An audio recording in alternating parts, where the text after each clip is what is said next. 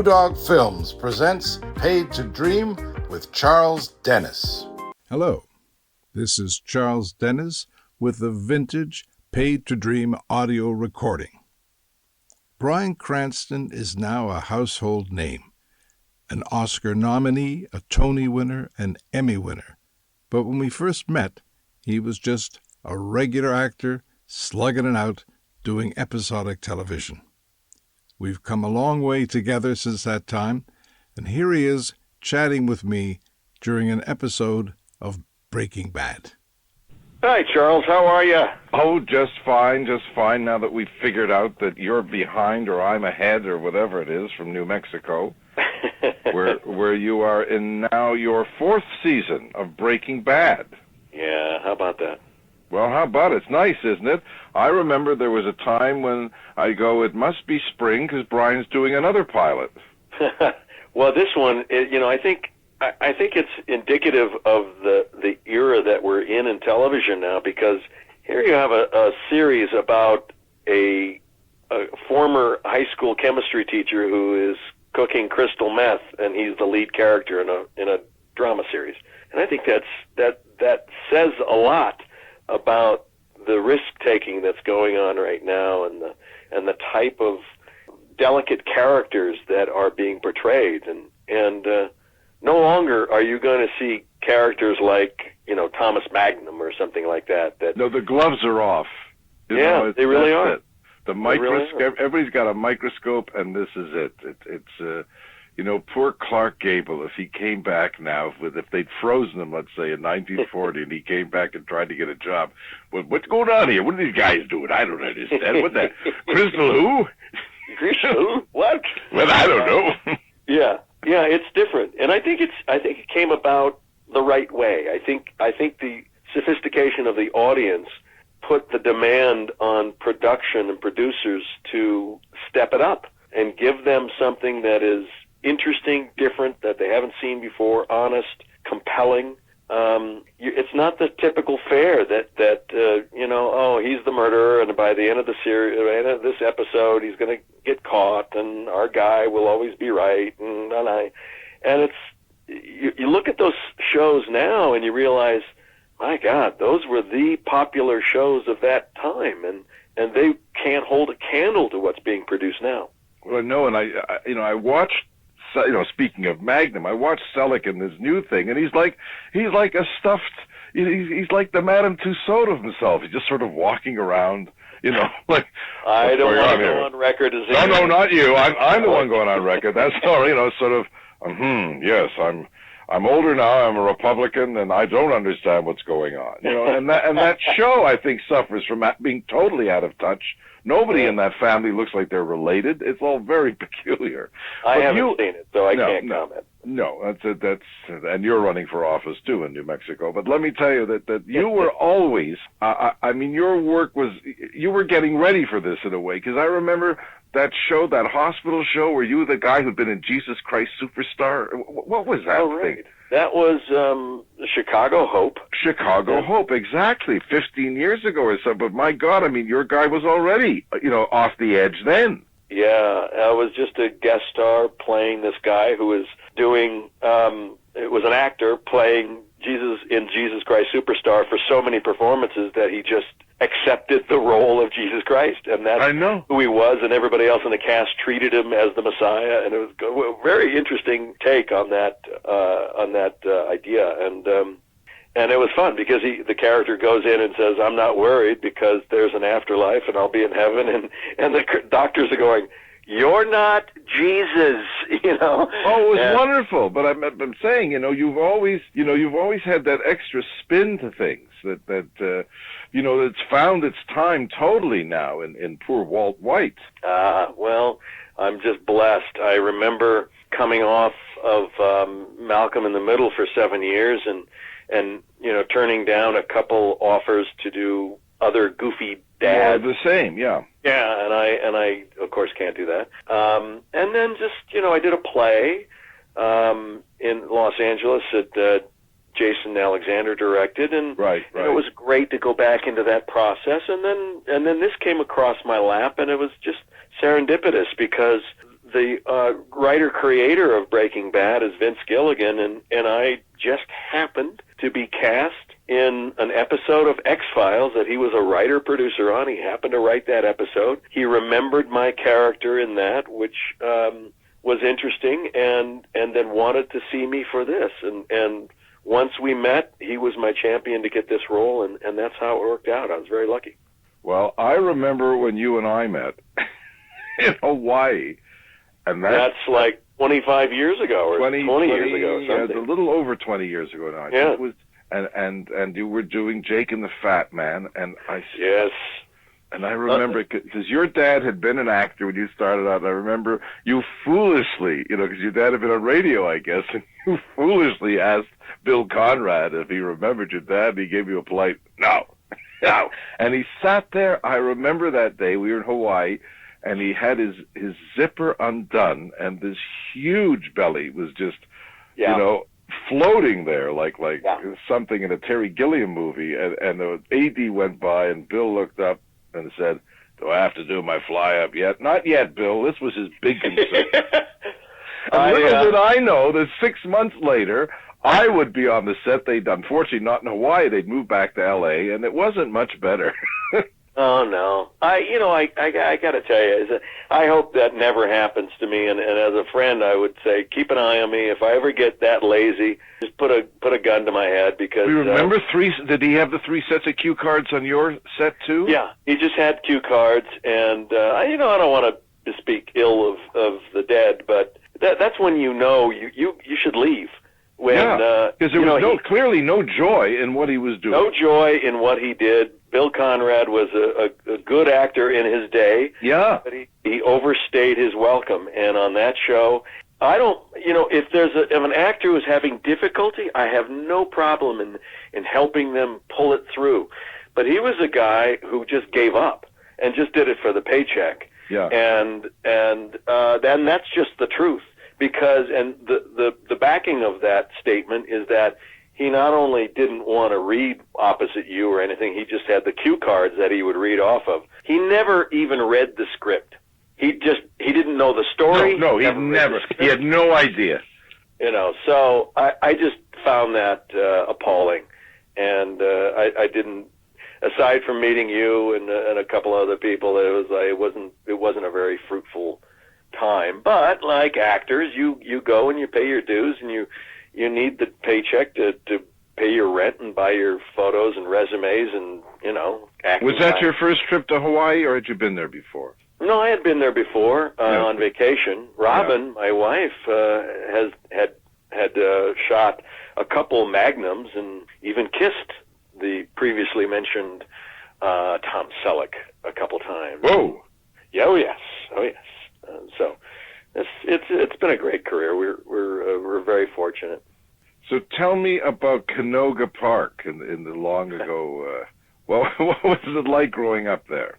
It was great. Growing up in the West San Fernando Valley suburb of Canoga Park was terrific. As a boy, back in the 60s, when I was roaming around, there were acres and acres of orange groves and walnut groves and ditches and just miles and miles. You could take your bike forever, and it was just fantastic and great times. I went to Canoga Park High School, but by the time I was in high school, it was kind of confusing for me. My parents had already broken up in an acrimonious way, and I was trying to figure things out. And I didn't have a lot of confidence, and so I didn't date a lot. And I think high school experience passed me by. I didn't understand the work ethic. I was good enough as an athlete to make a team, but I never put the idea together that you had to, insert effort into practice and show like you're interested in order to play in the games. And so I just kind of farted around, and it just wasn't my time. It just wasn't my time as a person, and I needed time to mature. And so when did you get involved with the police, not academy, but police studies or whatever? I did. I was a member of the LAPD Explorer group, from the West Valley Division. Right. And my brother, Kyle, who's 2 years older than me, joined it when he was 16. You have to be 16. And I thought, oh, what are you doing that for? He goes, I don't know, they seem to take trips and things. So in order to join it, you have to go every Saturday for 8 weeks to the LAPD Academy, which is up there near Elysian Park and Dodger Stadium, if you know Los Angeles. Mm-hmm. Every Saturday for 6 to 8 hours, you're there. And you're training and you're studying police procedure and marching and drills and physical training and all kinds of things. And did you think there might be a career in law enforcement for you at that time? I did because because much to my surprise, when I went through at 16, I graduated top in my class. There were 111 cadets, and I was number one, which surprised the hell out of me. I thought, oh, I guess I'm good at this, so I suppose this is what I should do for a living. And then but I didn't really love it, and so I wasn't mature enough still to understand the distinction of and the courage of going after something that you loved and hopefully become good at, or going after something you're good at and hopefully fall in love with. And so, not knowing what to do, I just took off after 2 years of college because I wasn't sure. And it was on that motorcycle trip again with my brother. We were gone for 2 years, and I learned that I need to relax and just, there's plenty of time. And that's what I would tell any 18, 19, 20-year-old kid now. Don't jump into something and commit to something. You've got plenty of time. Just relax. But didn't the police, didn't Mm-hmm. you get a trip to Europe with the police? Yeah, I mean, one of the trips that we took, this is the reason I got in. My brother, when I was 14, he got in. He went, the first year, he went to Hawaii. And then the second year, summertime, he went to Japan. And I thought, oh, my God, this is fantastic. I joined. The first year, we went to Europe for a month. And you lost something besides your keys. Yes, I did. Thanks for bringing that. Hey, Robin gave me that one. What country was it? I lost my virginity in the lovely country of Austria. Oh, there you go. It's very nice. It was a Fräulein. Yeah. Come here, Schatzi. Let me show you something. And I go back to that whorehouse every year just to try to find it. They have your picture up in the lobby. Yes, exactly. Walter White, he came here. Oh, my God. Just think of it. 16 years old, you have money because you've been saving. Oh, my God. And you're in Europe. You have the freedom of that. And, you know, I realized then how really puritanical America is when it comes to underage drinking and philandering and that sort of. And it's like, here we are, a bunch of boys, all 16 to 18 years old, and we just cut loose. Everybody did. Are you in touch with any of those guys? No. No. You haven't heard from them?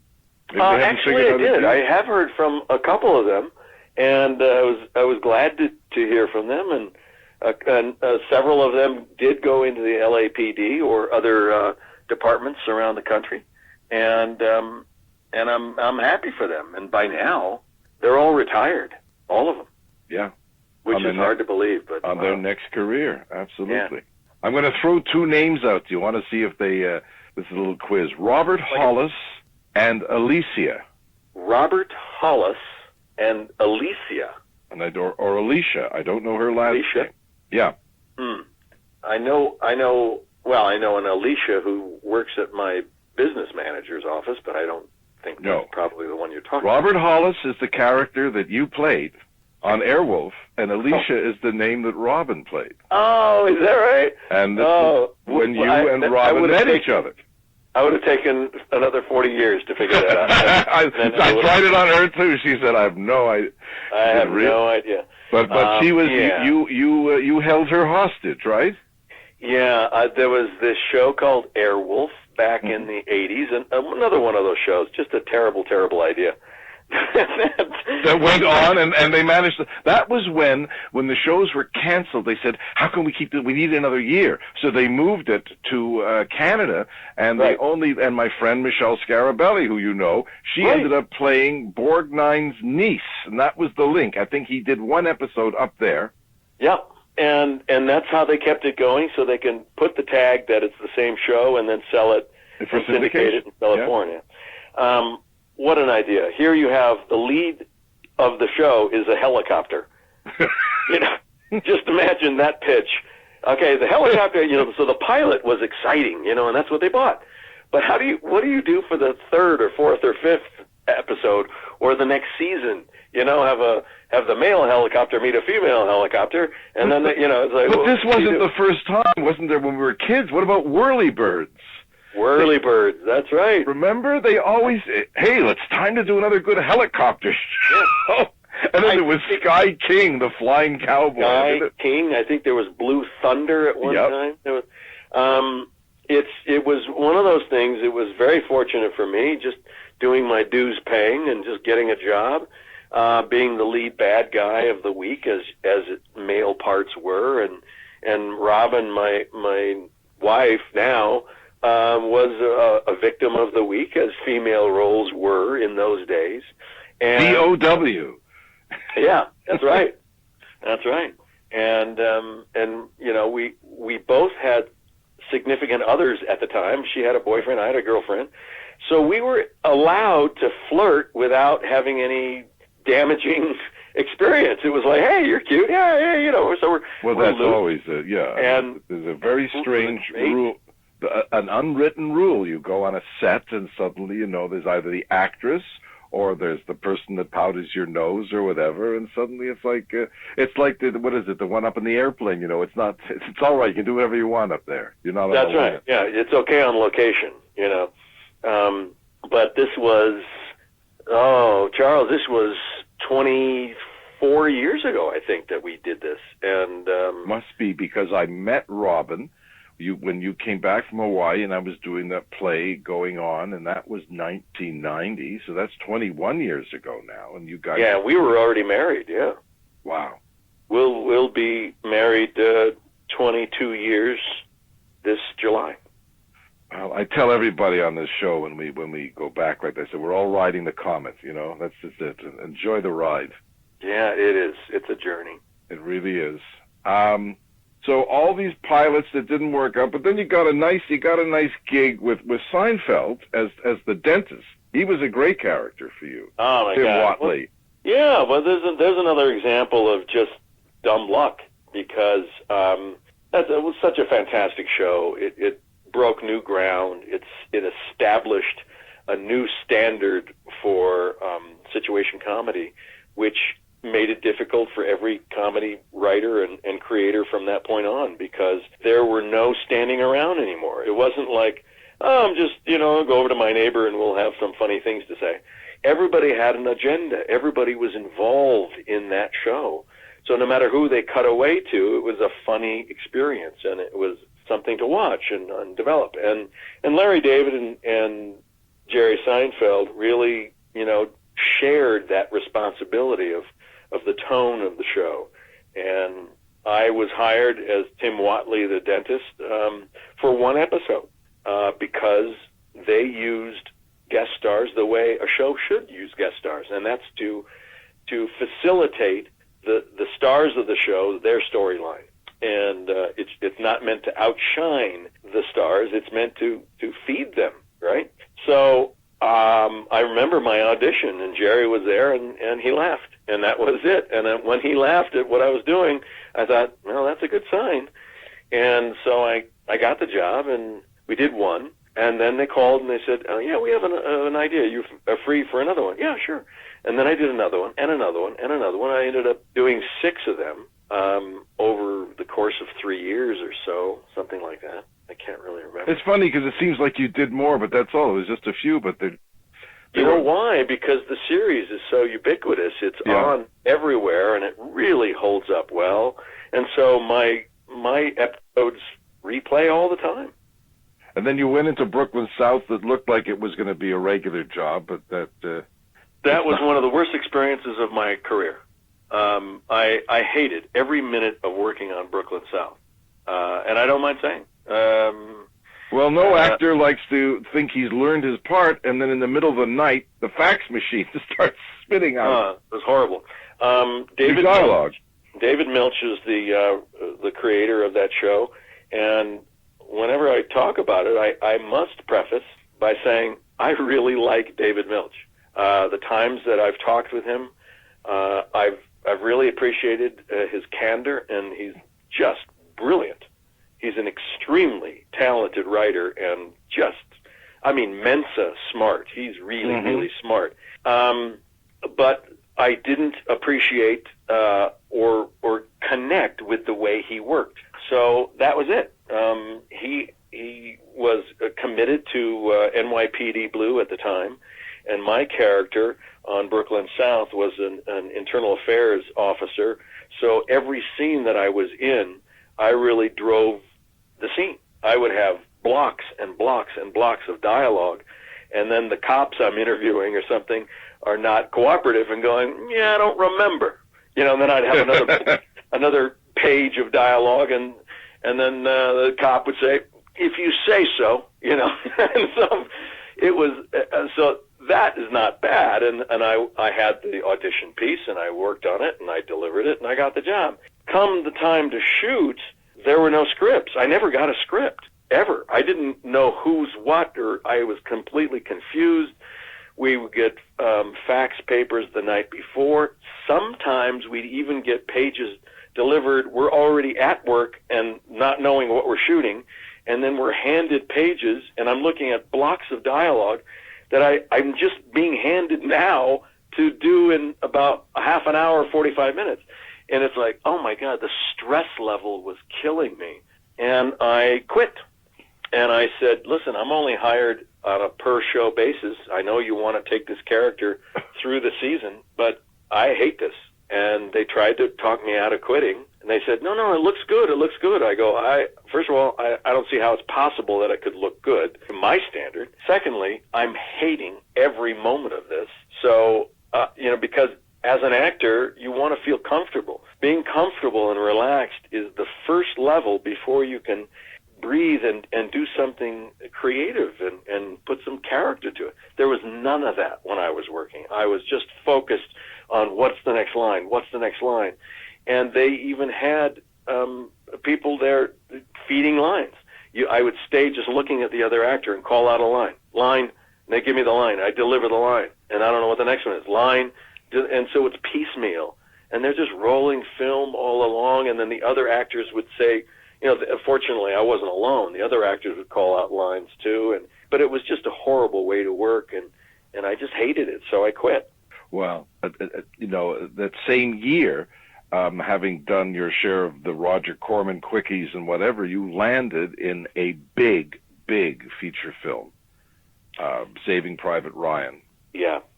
And I remember you telling me about, your encounter with Spielberg, about interpretation of something. It was very interesting, and it was very impressive. Can you remember that story?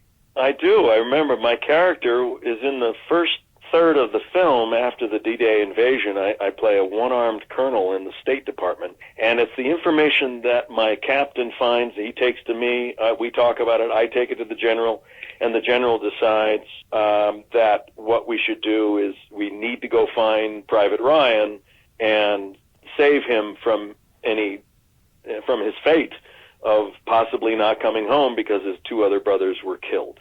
So that experience developed the policy, and also for the film, it created the plot for Tom Hanks's quest. And I did the audition on tape, and I didn't hear anything, and then all of a sudden I get a call saying, Steven likes you and wants you to do that role. And I thought, oh, great. And in it, we shot it in London. It was a great experience for us. I brought my wife over there, and we were going to be there for probably 4 or 5 days, and it turned out to be well over 2 weeks, like 2.5 weeks I was there. And my scenes were indoors, and what they use in television and film are what they call cover sets. So if there's all of a sudden a rain that comes, they cancel the outdoor shoot and move indoors. So one of the indoor shoots, the cover sets, would be my stuff. So we're waiting there, and every day I'd get a phone call from Ian, who was one of the ADs over there, and he goes, "Hello, Brian. Lovely day again. So you're on your own. We'll be shooting outdoors. Have a great time. Lovely. Good day." And so my wife and I, we'd go, to the museum. We'd do things. I know. We were around. We come home the next morning. Feature "Hello, film Brian. Lovely day. Go on. You have the day off again." So finally, it was like, I forgot why I was there. And it's like, but there was something I was working on, because it's described as this one-armed colonel, and my backstory was that this guy was in World War I, lost his arm in World War I, so now it's World War II. He's gotten used to the fact that he has only one arm, so he has to function as anyone else would. So it says that he was pouring himself some tea before the captain arrives.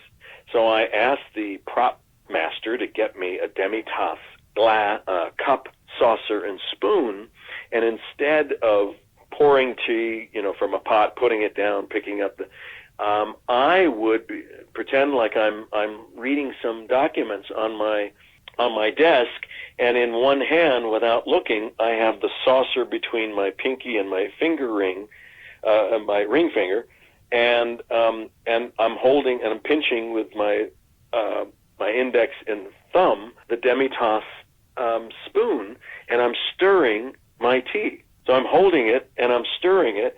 I tap the spoon. I put it on the saucer. I exchange my fingers, and then put the teacup down and flip the page of what the document I'm reading, and then sip the tea.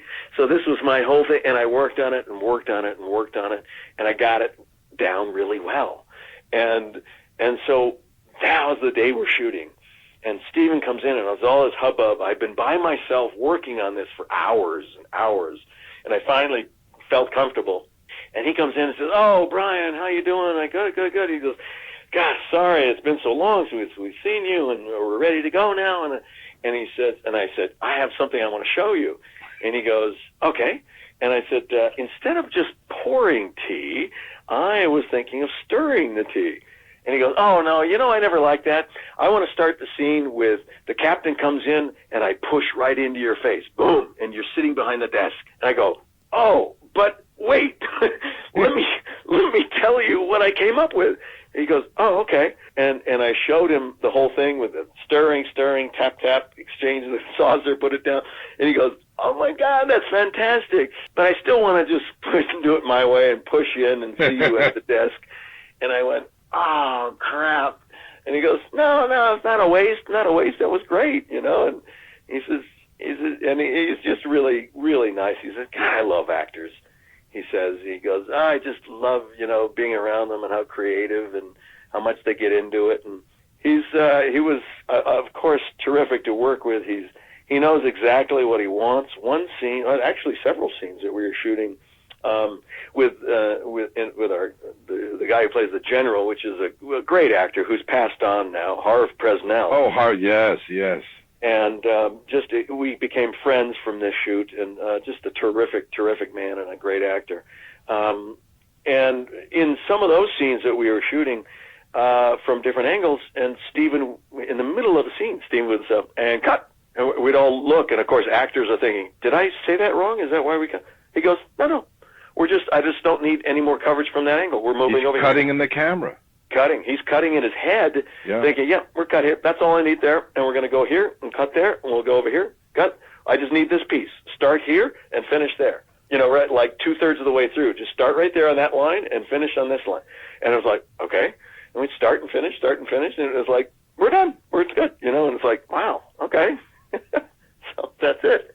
Well, the next year you got to be Steven Spielberg and wrote, directed, and starred in your own movie, Last Chance. Yeah, it was a great time and a good opportunity for me to work with Robin. And I wrote this movie, Last Chance, as a Valentine to her, or a birthday present, I think.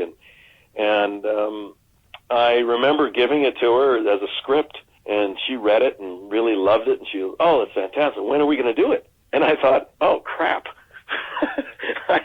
I didn't know we have to actually go do it. I was just kind of giving you this, you know, and I realized she was right. It's like, we have to think big, take chances, and go do this. And, well, I remember being in your house and being so impressed before this started. I saw in your office you had that big board on the wall, and you had all these things marked out. And I thought, God, this guy is organized.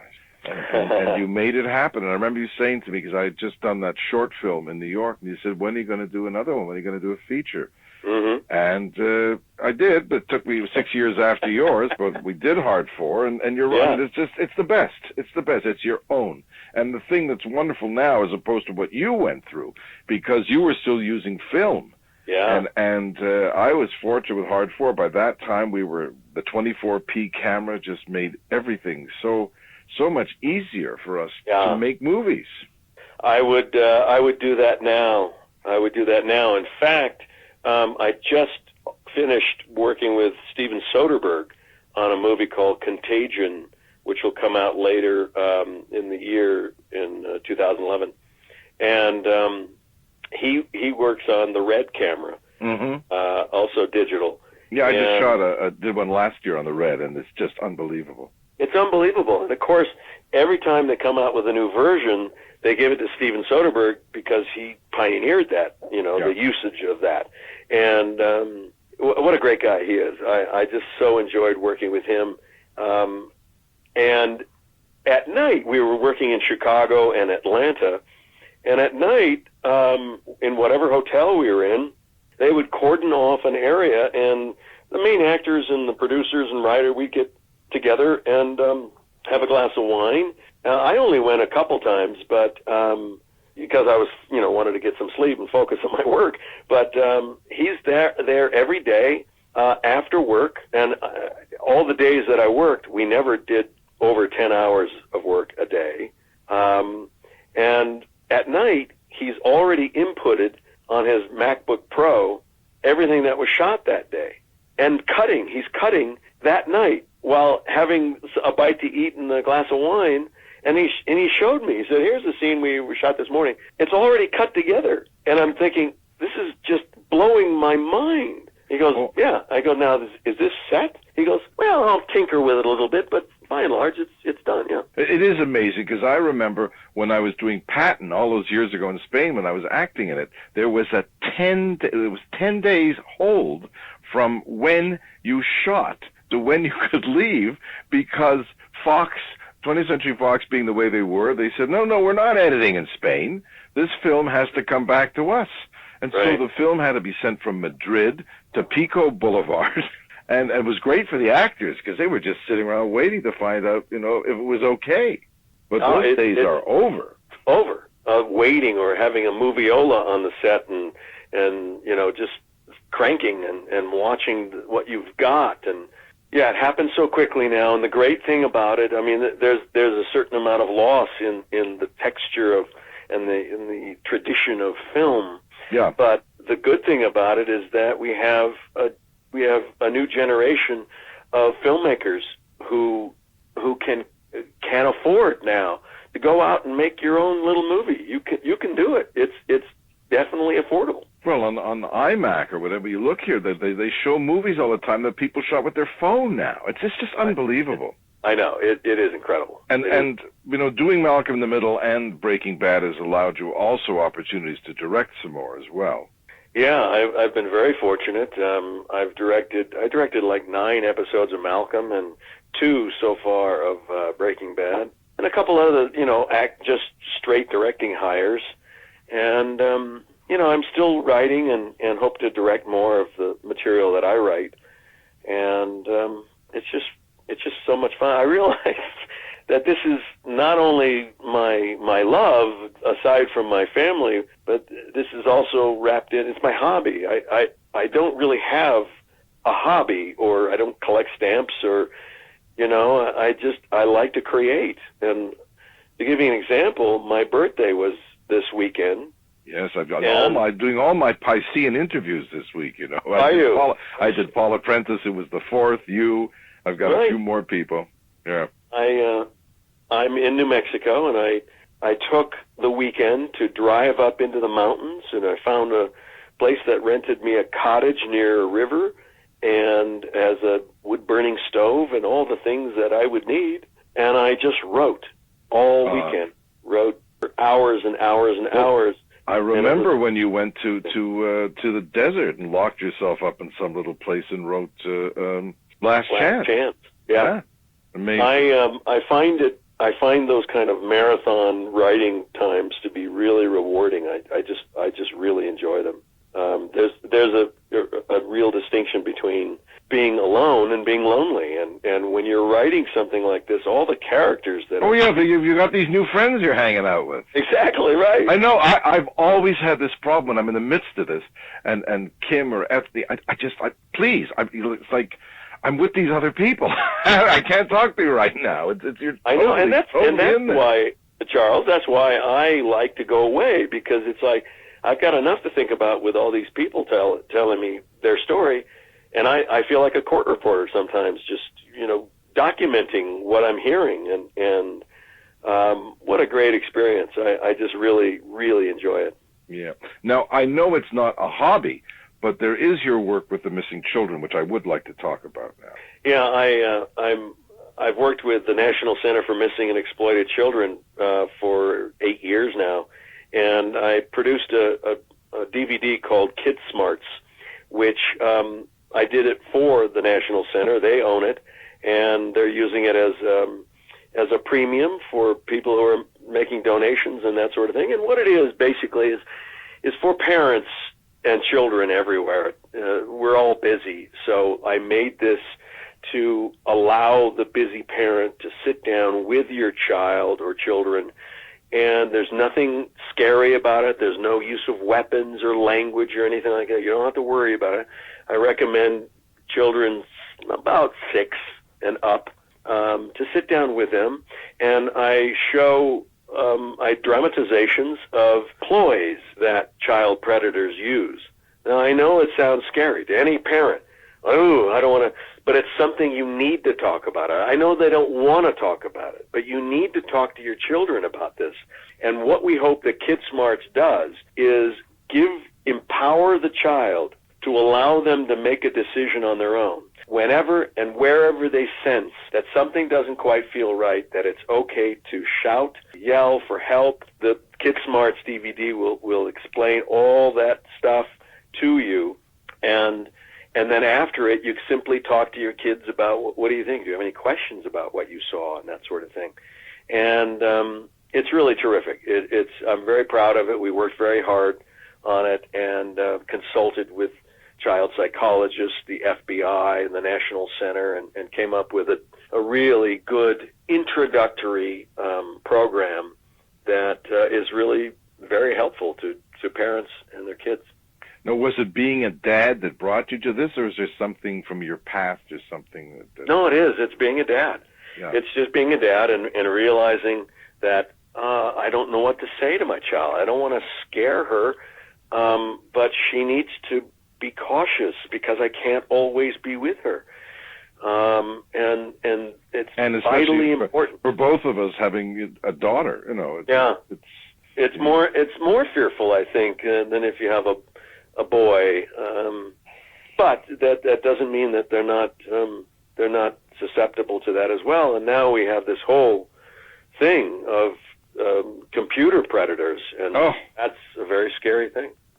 So I encourage you, go to the National Center for Missing and Exploited Children's website, and you'll learn a lot, and maybe you can get a copy of Kid Smarts, and in so doing, make a little donation to the National Center.